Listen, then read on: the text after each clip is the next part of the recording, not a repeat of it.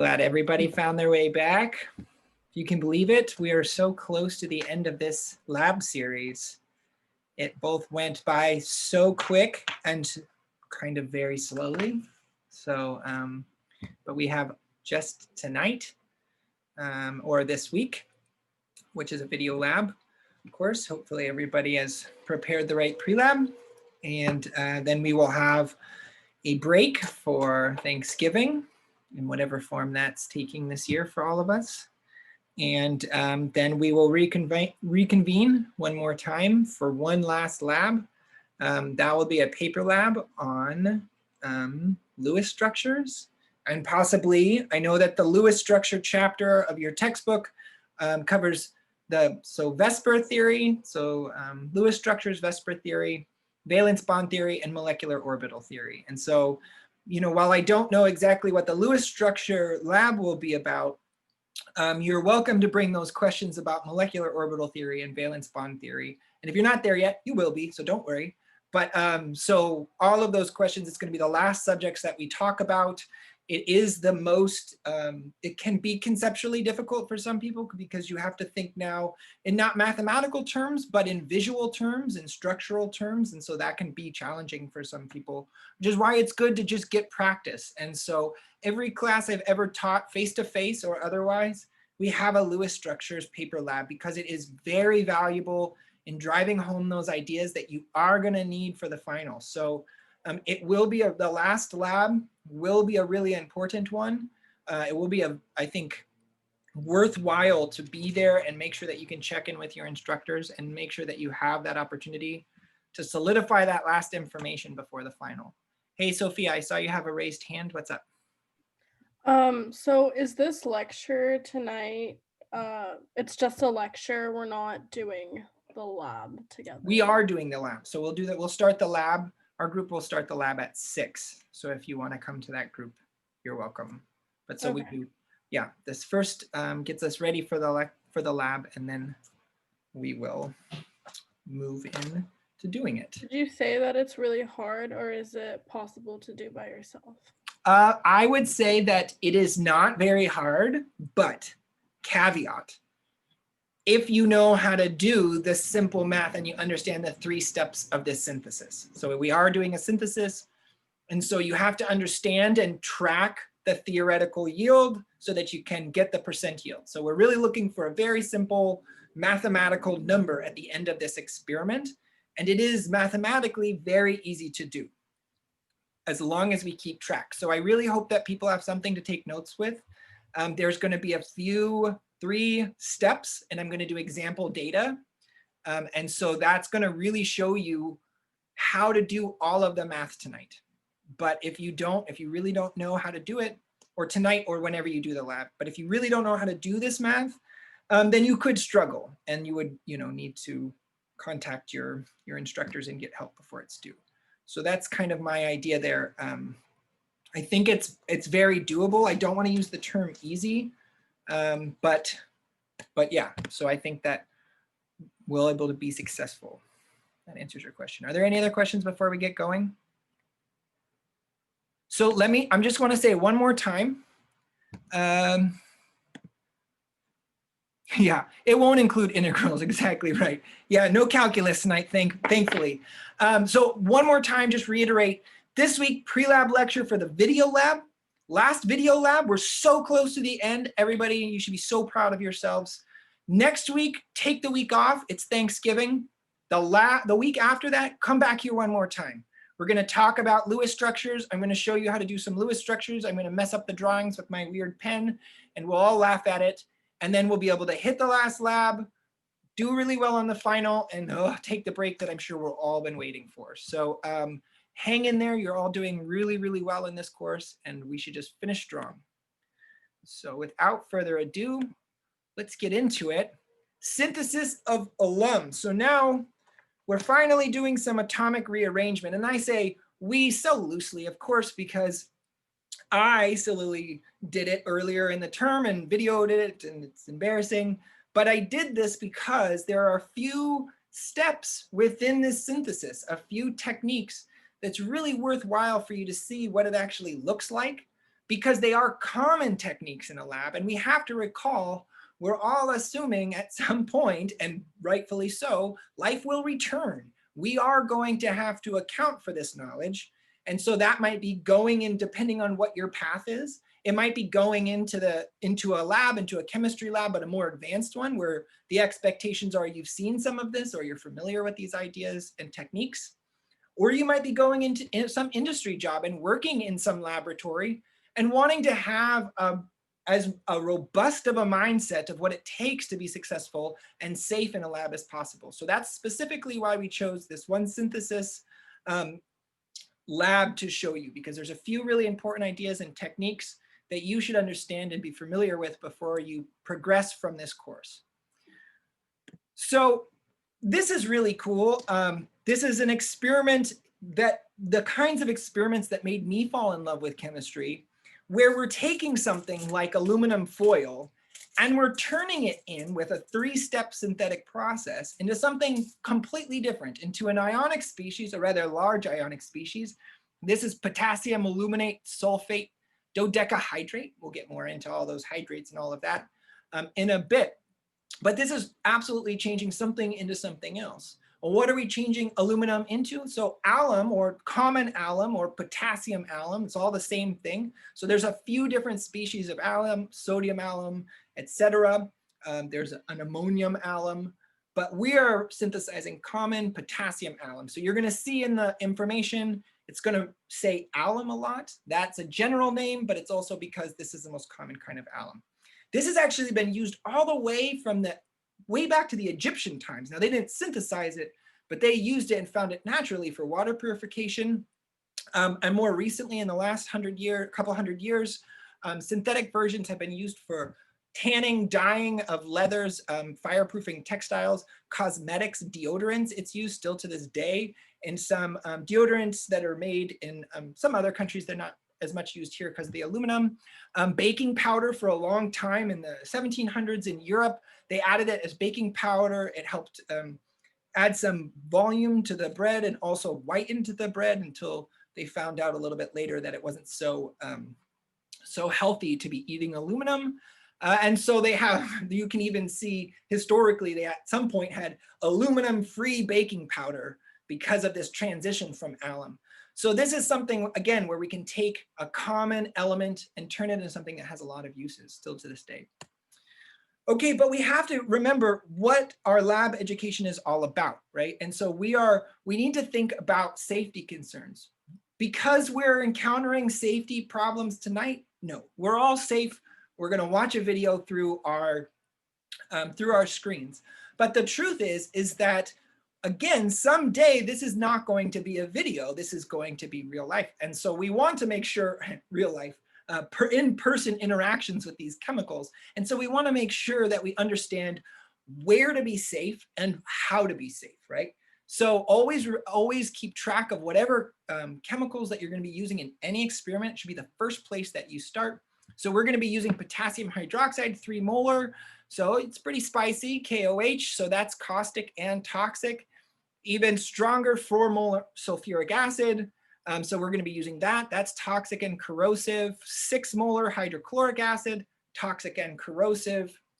We're not going to be using the copper 2 sulfate in this video. That was for the larger version of this lab in person, but ethanol, 95% ethanol, which is toxic, and as we're going to see, and flammable, and as we're going to see, there's an additional reaction byproduct safety concern that we have to consider as well. So not just the chemicals that we're mixing do we have to be concerned about, but before we do any reactions, we have to make sure we know what is going to happen in every reaction, what side products are going to be made. Are those side products hazardous, flammable, explosive? We need to know these things before we mix any chemicals. And this is a good example reaction of why that is. So remember, before you go into any lab, and we have to start, even though we're not walking into labs right now, we need to start instilling this into our minds. Before you step foot in a lab, you want safety goggles, especially with a lab like this. You might not have a lab coat per se, but the idea is that you want your skin covered down to your wrists if you can. You want your midsection covered all the way down, and closed-toed shoes. And God forbid anything does happen, remember this strange object is the eye washing station. And this is going to be there in an educational lab. It's also going to be there if you get a job, you go work for Pfizer and you're starting to work on their new vaccine line and you're saving lives. Their labs will have an eye wash station too, and they'll expect that you know what that looks like. So just make sure that we're thinking about all of the safety concerns as we go through each step and appreciate that some of these things have pretty harmful chemicals. Okay, so what is the goal of a chemical synthesis? Now remember, whenever we're synthesizing something, we're creating something new from our aluminum foil. The goal is always, how good did we do? How efficiently did we create our new product? So the first thing that we have to recall way back from chapter 4 of the textbook is this idea of the limiting reagent or limiting reactant. They mean the same thing and they can be said both ways depending on where you look. But that limiting reactant, that has the smallest stoichiometric amount. So recall that's moles, but then moles considering mole ratio. So it's not always just the initial moles that we're looking at. We have to look at how many of those moles make how many moles of product in that reaction mixture.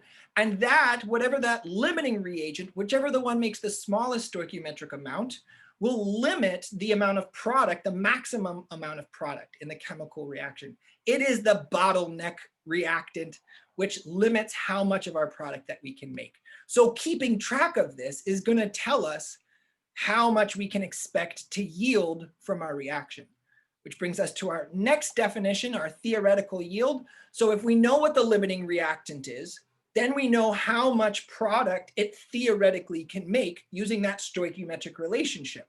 So the theoretical yield is that maximum amount of product that we can make based on the limiting reagent. Then the actual yield, of course, is how much we created in the lab. When we're all done and we've isolated our product and we've got its mass, how much did we actually make? And that brings us to what we're trying to achieve tonight. This is our goal, percent yield. It's getting that actual yield. So that's doing the reaction, doing it correctly and collecting our product and getting its mass. And then dividing it by the theoretical yield, which involves tracking what the limiting reagent is in each reaction step so that we know theoretically how much product that we should make. And then of course it's a percent. So times 100, and that will get us to our percent yield. And again, I'm going to walk you through each step. I'm going to have some made up data. I guess it's all kind of made up data. And then I'm going to show you how the math is done. So if you take notes of that, then you'll be able to, with your real data, know exactly the mathematical steps to do this.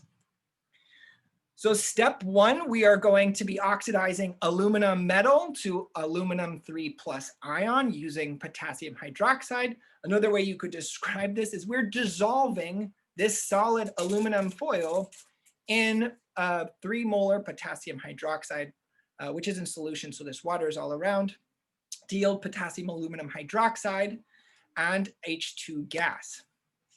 So when you see about amounts in any kind of a reaction, it's important to understand what that means from an experimental perspective. So again, these reaction schemes are always going to be designed to control what the limiting reagent is. We want one thing to be truly limiting and the other thing to be either slightly in excess or greatly in excess so that we drive our actual yield as much as we can. So often in a reaction scheme, you'll hear, or in a procedure, you'll hear about 0.5 grams, about 13.0 mils. It's usually going to give you a range of uncertainty, for instance, 13.0 plus or minus 0.05 mils. So it can be 13.5, it can be 12.5, but beyond that, you don't want to go too far. So it doesn't give you a forever range that you can add this reagent. But the most important thing, the absolute important takeaway that I want you all to recall is that you have to record the exact amount. That this about 0.5 grams does not mean that you can say it was 0.483, so it's about 0.5 grams. That's not what this means. You always want to record your exact amount that you have measured in the lab, that you're doing in the experiment. Record that value exactly and understand that when it tells you about, it means that you don't have to be precise in this case. It can be somewhat in excess. There can be some wiggle room there. So that's really important to recall. Make sure that you're recording the correct sig figs and that you're recording the exact numbers. So I mentioned that we're going to be producing H2 gas in this step. And so we have to carry this out in the fume hood, as H2 gas is extremely flammable. So you would want to be in the fume hood, make sure that the sash is low enough to cover you in case anything does explode or splash, and that the fume hood is on, right? So this is something that's going to be drawing fumes away from you as you're doing your work. And so you want to make sure that it's turned on. And obviously, once we all finally step foot in a lab, we'll be able to have some more hands-on experience, but you'll be able to see working in the fume hood in the video lab today. So this is outside and done under safe conditions, but this is an experiment that my daughter and I did last weekend, in which we reacted sodium metal, a simple just 0.3 grams of sodium metal and 3 molar HCl. This reaction also produces H2 gas and quite a bit of heat. It's pretty exothermic. And so the question is, how dangerous is a reaction which is exothermic, and this aluminum dissolving reaction is also exothermic?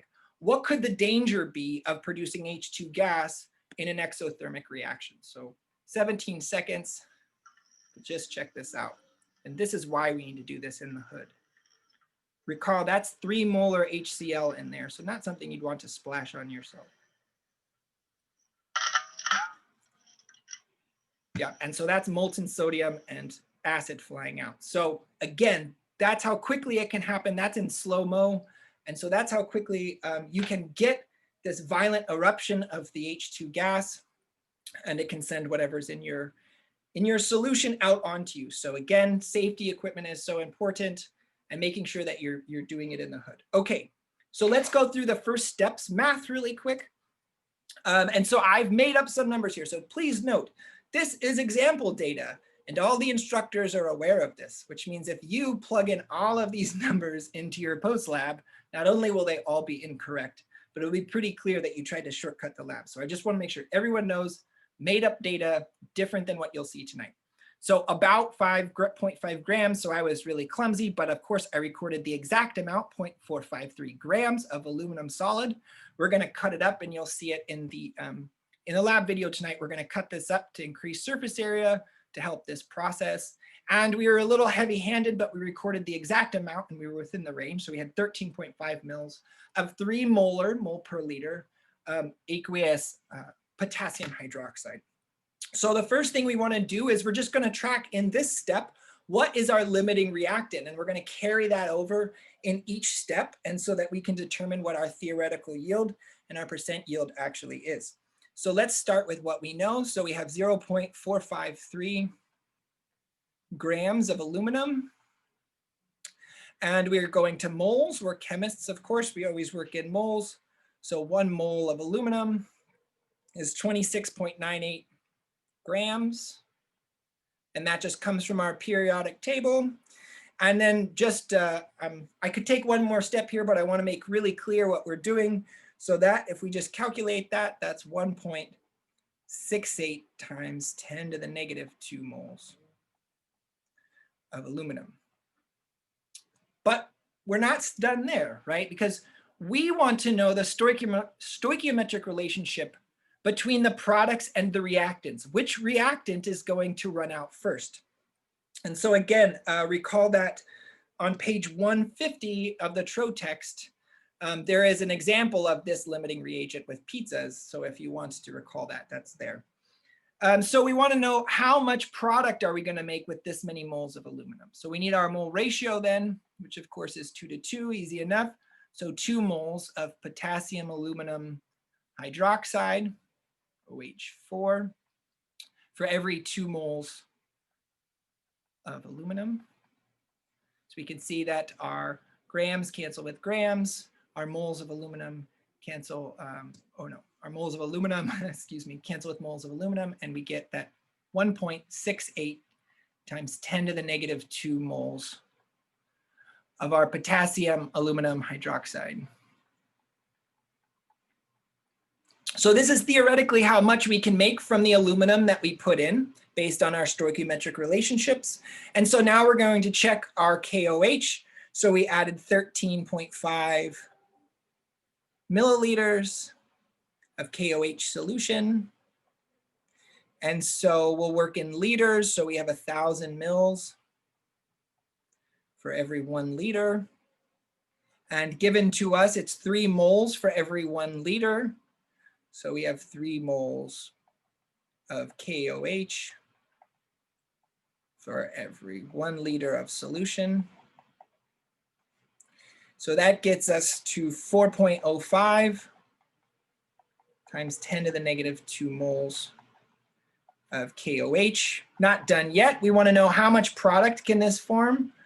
So for every 2 moles of KOH, we generate 2 moles of potassium aluminum hydroxide.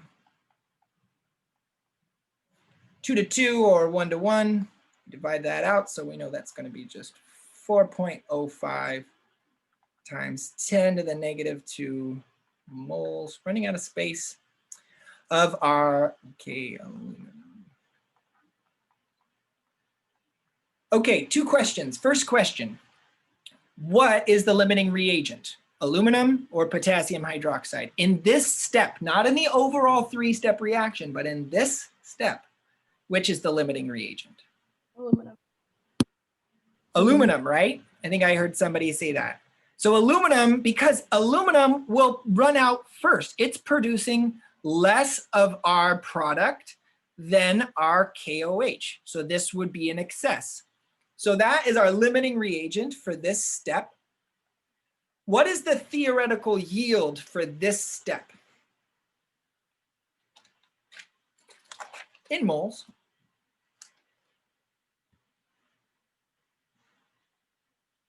The 1.6.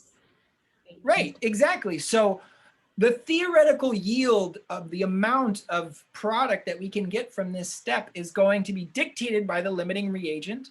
And so we can only expect to get 1.68 times 10 to the negative 2 moles if everything goes right. And sometimes even if a reaction is in a single pot and you're not transferring it or doing any of these major loss steps, which we'll talk about in a little bit, the reaction still might not go 100%. There might be a slight equilibrium process.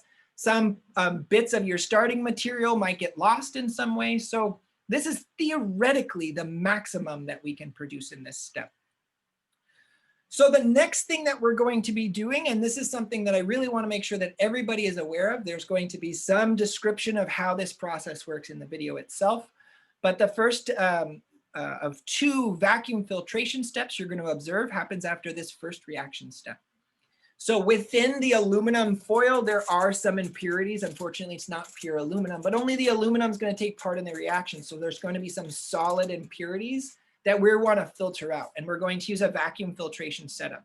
A vacuum filtration setup uses this, what looks kind of like an Erlenmeyer flask, but we either call it a Buechner flask or a vacuum flask. And it has this glass adapter that we can hook a rubber tube to and pull a vacuum. So we hook this up to a vacuum line and we pull a vacuum on this flask. Then we put a rubber stopper or rubber adapter in near the top of the flask and insert into that a Buechner funnel, which has this very square, it's not square, it's a cylinder shape, the very flat bottom, and this porous holes, and you place some filter paper in there. The first step is that you moisten the filter paper with whatever your solvent is, because you don't want your solution to first fill the filter paper and then start to pass through. You want it to immediately pass through. And finally, there's 2 things, because of vacuum filtration separates mixtures of solids and liquids. So the solids are going to be hopefully all on the top of the filter paper, and the liquids will pass through, dripping through the filter paper, and will collect down here, and that's called the filtrate. So the filtrate is the liquid that passes through the filter paper and is collected in the filter flask. So two important considerations, because my expectation is that most of you at some point will do something like this in a lab somewhere. 2 important considerations when you're actually someday doing vacuum filtration. The first is you want to add your solution slowly. There's often this idea, especially in the kind of layperson's kitchen chemistry, we can just pour something in. But recall that the importance is that we get all of our filtrate to go through the filter paper and collect all of our solid on the top. We don't want it to get to these edges where all of it, both solid and liquid, can slip around our filter paper.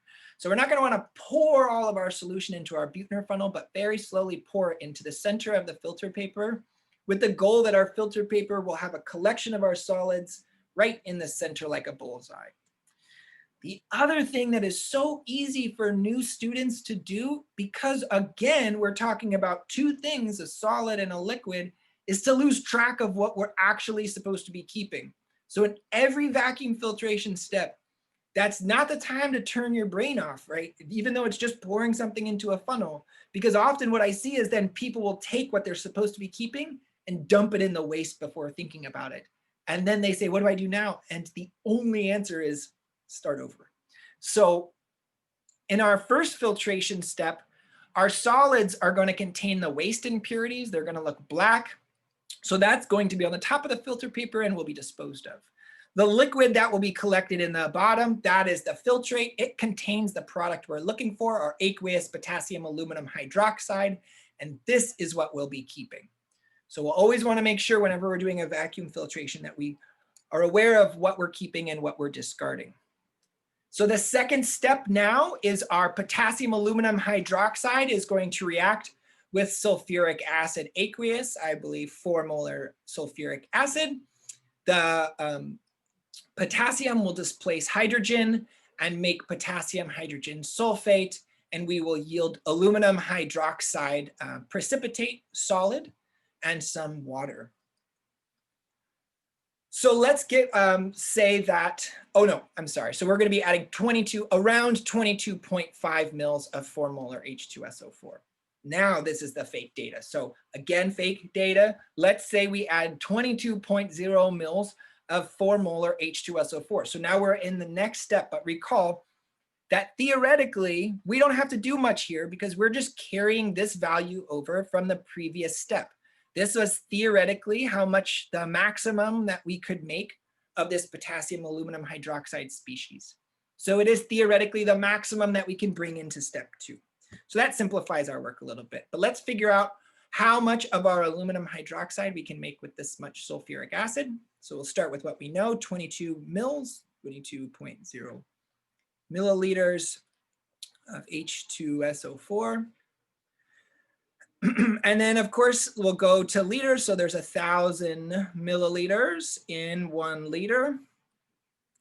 And there are, because we're given it, 4 moles per liter, moles H2SO4 for every 1 liter of solution. And so that gives us, easy enough, 8.8 times 10 to the negative 2 moles of H2SO4. And so then, of course, we're only halfway there. That's how many moles that we've added just using the volume and the molarity. But we want to know how many moles of product that we're creating so we can find the limiting reagent. So there's 1 mole of our aluminum hydroxide that will be produced for every 1 mole of H2SO4 that we add. And so of course that's 1 to 1, 8.8 times 10 to the negative 2 moles of aluminum hydroxide here. And then just to be sure, and many of us maybe can just see this right off the bat, but if not, this would be the last step. We would want to see how much can we make from our potassium aluminum hydroxide, how much aluminum hydroxide product can we make? So we'll pass through the mole ratio. So 1.68 times 10 to the negative 2 moles of KAlOH4. And then how much product can we make? So there's 1 mole of aluminum hydroxide for every 1 mole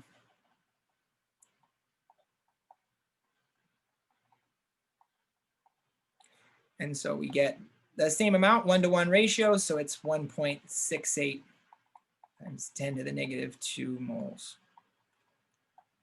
of aluminum hydroxide. All right, same question. So what's the limiting reagent in this step?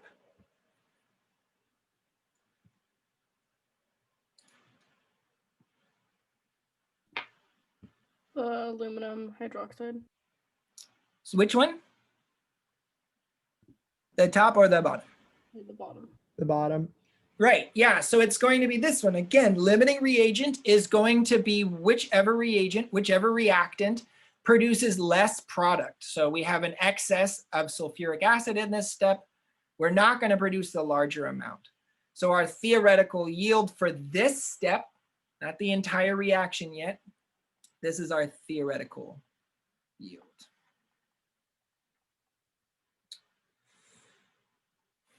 All right, and then step 3, and this is kind of a little bit of a strange step because we are going to keep adding the same thing.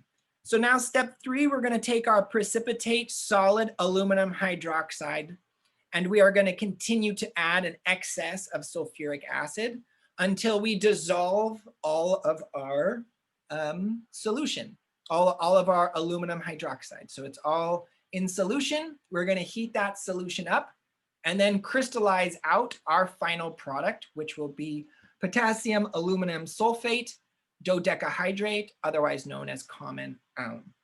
And so, so I wanted to put this initial step, you're going to see this is in solution, and then very quickly with the last step, we'll crystallize this out. But I wanted to make this clear here as a solid because this is our final product. It will be a solid, and in that form, it will have these hydrate molecules. And we're going to talk about hydrate molecules in just a second and make sure we know exactly what to do with them, this dodecahydrate. So, so our final step here is to figure out what our theoretical yield of our alum should be. And so whenever we see excess in our protocol, what that tells us is we are not even going to consider this the limiting reagent. We're going to add so much extra that we know what the limiting reagent is, which will be our aluminum hydroxide solid. So this last step is the easiest of all of them. We theoretically entered this third step with 1.68 times 10 to the negative 2 moles. That of course assumes every reaction went 100% and all of our filtration steps had no loss. It's very unlikely we would get to step 3 with this theoretical number of moles, but we continue on because we want to know what that theoretical yield is at the very end. So what we know, 1.68 times 10 to the negative 2 moles of our aluminum hydroxide. And so then our mole ratio will take us home. Better give myself some extra space here. 1 mole of alum, potassium aluminum sulfate. And so for 2 dodeca 12 hydrate H2O for every 1 mole of aluminum hydroxide. Yep. And that will get us to 1.68 times 10 to the negative 2 moles of potassium aluminum. So for 2. So it was all the way from the aluminum. This was the theoretical, the limiting reagent the entire time. And so our theoretical yield ends up being 1.68 times 10 to the negative 2 moles of our alum. So we're going to take that. I'm going to talk a little bit about hydration and crystallization, and then we'll show how to calculate our percent yield. So a couple of things. I know that these have been a little bit of confusion in the past. So hydrate molecules exist in the solid state. So when you're actually in solution, you don't have this specific number of coordinated molecules. And that's why it's a little bit tricky of how to consider this. But I really want us to just think after it's crystallized out, there will be 12 water molecules, which will use hydrogen bonding to stabilize our species. So our two sulfates, which are here, they have 2 minuses on them. There's 2 of them, and then an aluminum 3+ and our potassium. And that brings me to the next point, which is they don't participate in the balance of ionic charges. They do not donate an electron or collect an electron. They are not ions. They are just stabilizing through hydrogen bonding. So the total number of positive charges and the total number of negative charges in the ionic species does not change when you add these hydrate molecules. However, when you are finally have it in the solid form and you know those hydrate molecules exist in your crystals, and they will, you have to consider them for the molecular mass, which is why I wanted to put them in that last analysis, because that number of moles, this number of moles with the dodecahydrate, these 12 hydrate, that's what you're going to be using to get the theoretical mass, not the one without the hydrate molecules. And that would be devastating for your analysis. So make sure we're recognizing that when we calculate the molecular mass of our final alum species, that we include the dodecahydrate. But then finally, it's worth noting that when you take a species of hydrated salt, like this cobalt 2 chloride hexahydrate, and you heat it above 100 C, which is the boiling point of water, you will dehydrate it. So you'll make this anhydrous, no water, copper 2 chloride.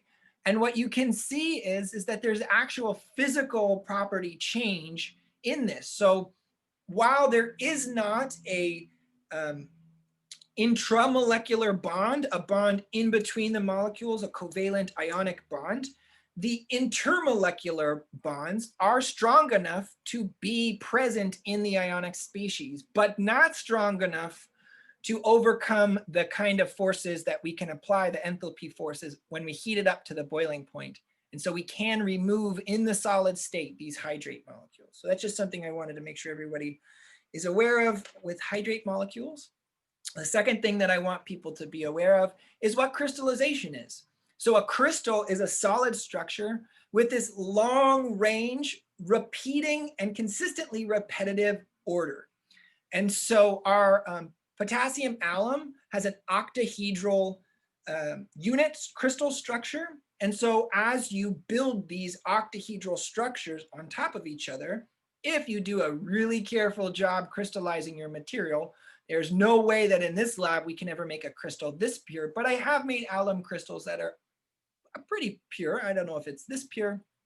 It is possible, but not through the techniques that we're going to be using tonight. So, but if you do have a very pure crystal, it should extrapolate the crystal order on the small nanoscale way out onto the macro scale. For instance, I have a metal crystal of pyrite, and the crystal structure of pyrite is cubic, and therefore the overall crystal is going to be cubic. And I have silicon dioxide or quartz, which has a hexagonal structure. And so if you look at how this crystal grows, it grows with 6 sides as a hexagon, because again, you're having this repeated long range ordering. So we're going to access this crystallization because potassium alum is very soluble in hot water, but it is very much less soluble in cold water. And we're going to use that fact along with the fact that all the other species in solution at the end of our reaction are very soluble at pretty much any temperature. And so as we go from a hot solution, we have all of our species want to be in solution. And as we cool our solution down to 0 degrees in an ice bath, then the slowing of the kinetic movement of our molecules allows them to arrange themselves into this long range repetitive ordering that we call a crystal and precipitate out. However, nucleation sites are often necessary depending on the conditions of your glassware and your setup. What can happen is you can take your hot saturated solution of alum and you cool it down, and at that point you have a supersaturated solution. You're beyond the solubility point. However, without a location for the crystal to start forming, that first ionic set or molecule or metal, depending on what kind of crystal that you have, once you have that first one located in a place, then they can start to build in this repetitive order. But if you don't have any of your molecules or any of your ion species settle in a location, then you have a supersaturated solution. Everything stays in solution until you help it. And often in the lab, what we'll do with this experiment is we'll actually scratch with the glass rod the inside of our beaker if we're not getting any crystals to form. And even I've seen shock nucleation. So a very careful but pretty consistent kind of bang like that will actually make all the crystals suddenly form because that force is enough to create a nucleation site. So I wanted to show you what this kind of looks like. So this is actually borax, which is a similar properties of potassium alum. So borax is very soluble at high temperatures in an aqueous solution and pretty insoluble at low temperatures. And so this experiment, which is a time lapse, so this happens over 3 hours, but is sped up into 30 seconds. I want you to see that they've hung a string and they've attached a borax crystal to that string.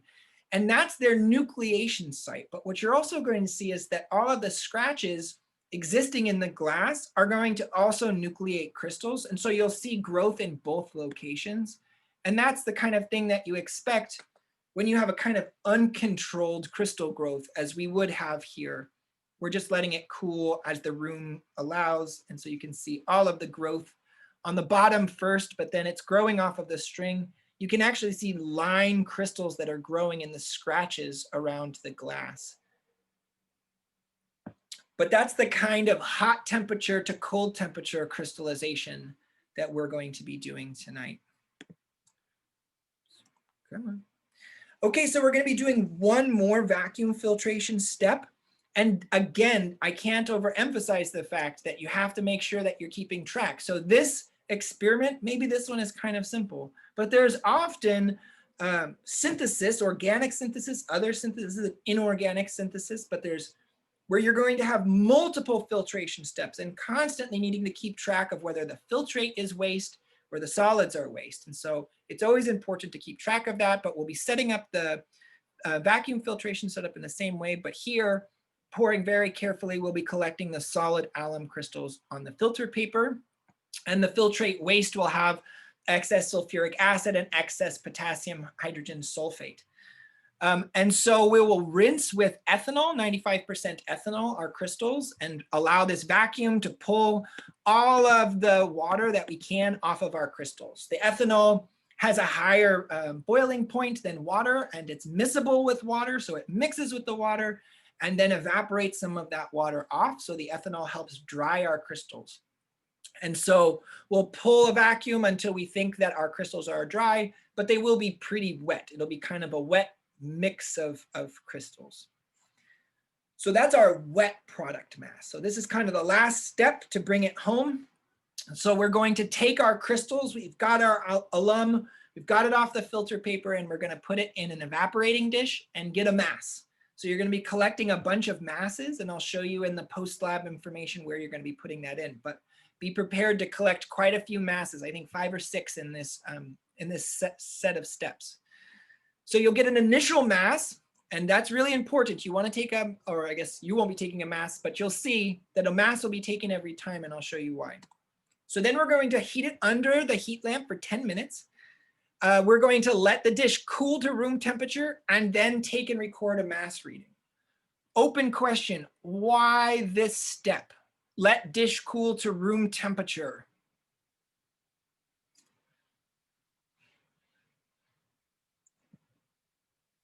Why don't we heat it under the heat lamp and then throw it on the balance?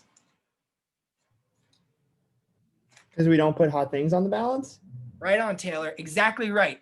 Yeah, this is that thing that the Hayden McNeil software was teaching us too. So we can take it from both the video and the simulations, but we don't ever want to put a hot dish on the balance because it can hurt the piezoelectric instrument inside of it that actually takes the measurements. So we'll heat it for 10 minutes. We want to keep it at 50 centimeters because remember, we're trying to drive off the excess solvent water.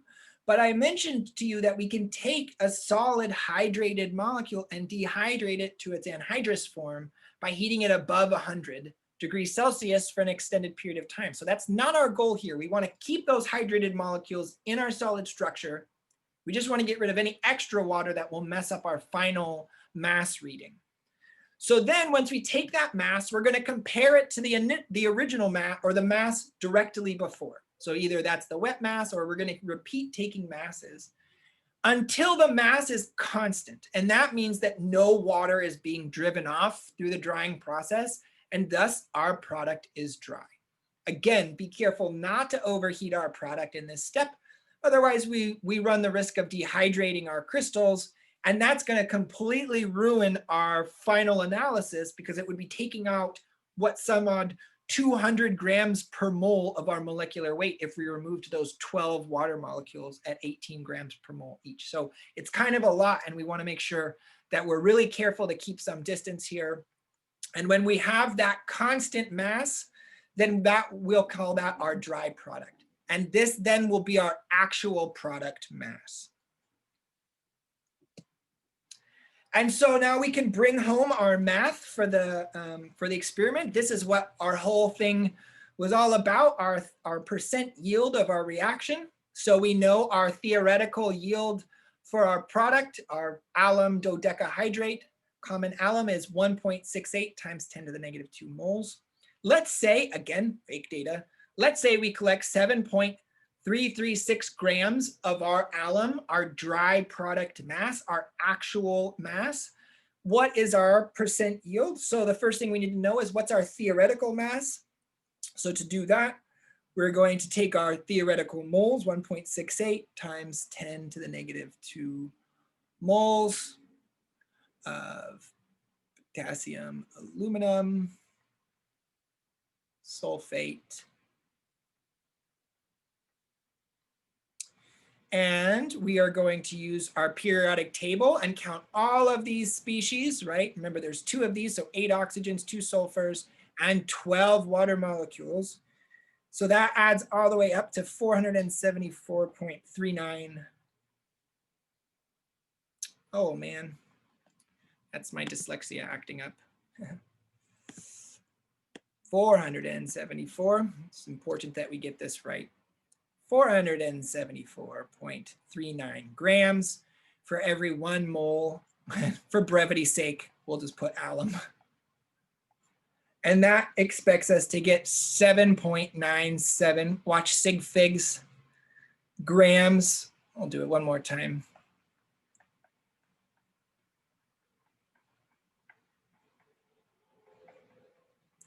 And so our percent yield is easily enough calculated as our actual, which is 7.336,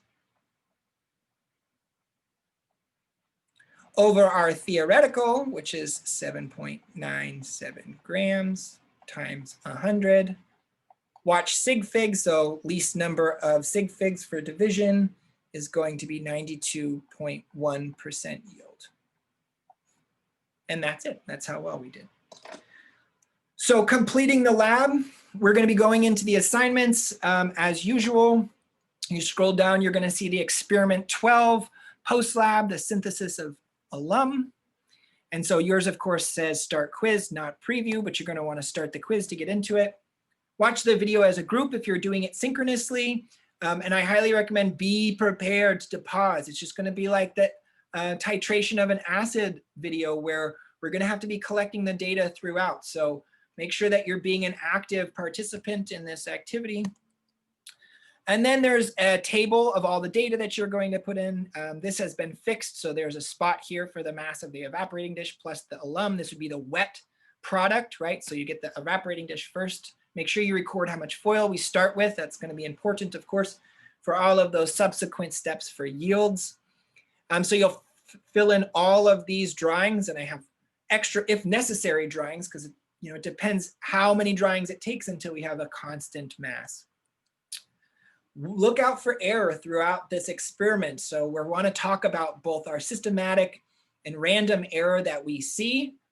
We want to know there could be error on your part, as we've talked about before. As viewers of the lab, there could be error on my part as the doer of the lab. And so make sure that we're considering both types of error and what are preventable sources of error that you observed. So then you're going to be calculating some examples of yields, percent yields. So make sure that you're ready to do that. And then a final question is, and just make sure that we're already thinking about this, but we're talking about 22.550 grams of alum. Now that alum would be the dodecahydrate alum, is heated in an oven above 100 C to drive off all the hydrate molecules from the solid. So the molecular mass then changes by that number of 12 water molecules.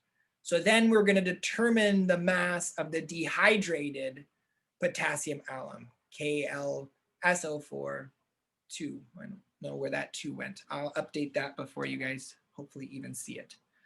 But that is that. So it's time to make something out of this lab. Questions?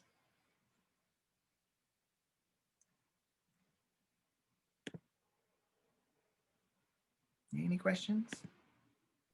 I have a quick question. Yeah. Hey, Megan, what's up?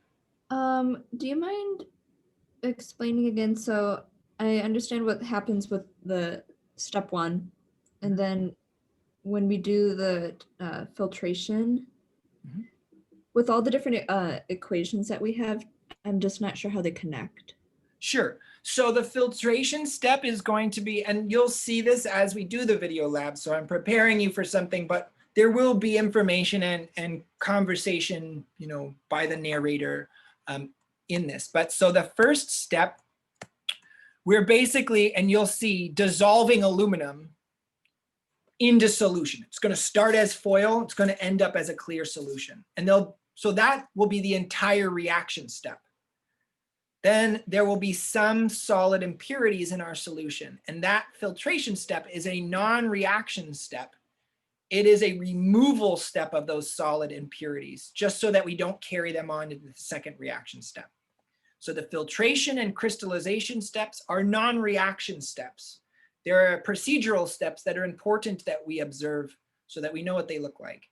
And then the reaction steps, when we're calculating yields, these will be happening within the reaction vessel as it's spitting gas and doing its thing.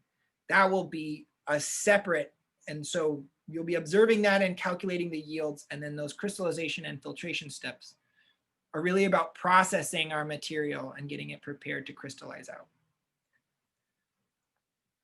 Does that answer your question? Any other questions?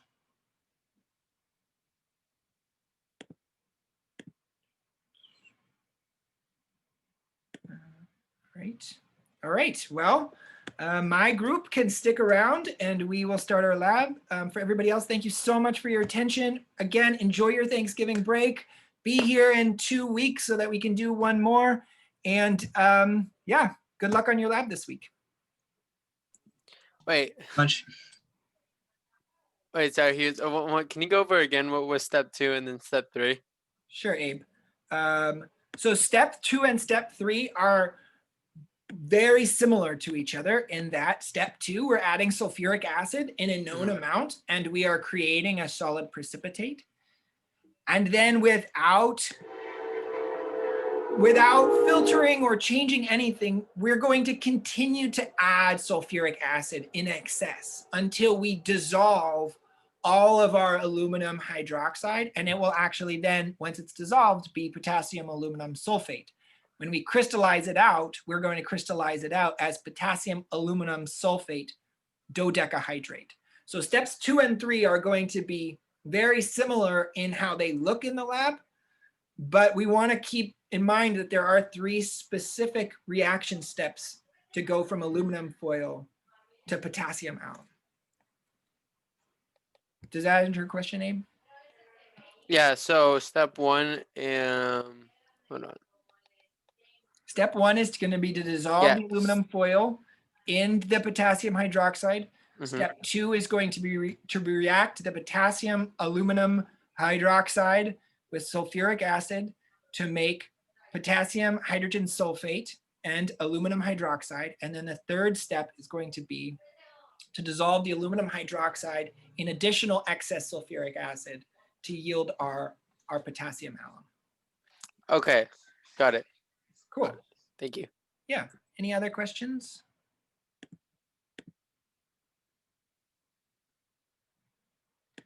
All right. For the last step, how did you get the actual yield? The actual yield, Yeah, I'm just confused where that number that's comes just the mass. You're going to get that mass once you dry Okay. your material and it's a constant weight, then that's your actual product mass. Okay, I was just confused because you didn't like write it down, but it'll say like in the video like Yeah, what the so let's say we collected 7.36. So yeah, at some point, well, you'll be drying it in all these steps, and at some point, the mass won't change between two drying steps, and so we'll say, okay, it's done drying. That's the mass of our final dry product. So is this experiment just like pretty much just like these type of calculations throughout, and like we just do similar ones on the like post lab quiz? Yep. Okay. Yeah, it's a pretty look- lean And the experiment, but video it's is a good. just for like visual representation or visual learning, I guess. Because like technically, we could just get like long answer questions and do the lab, but he wants us to understand the conceptual part. So we put the I think so, because recall, this is all the way back from chapter 4, so this is going to be well in your yeah. final. So this is just good stuff to feel confident about. Okay, this is just kind of like review, I guess. It is review, but there's going to be some, as far as the experimental lab, there's going to be some new material and concepts for us to work through, including those filtration and crystallization steps. Okay, thank Yeah. you. Sure. Any other questions? Okay.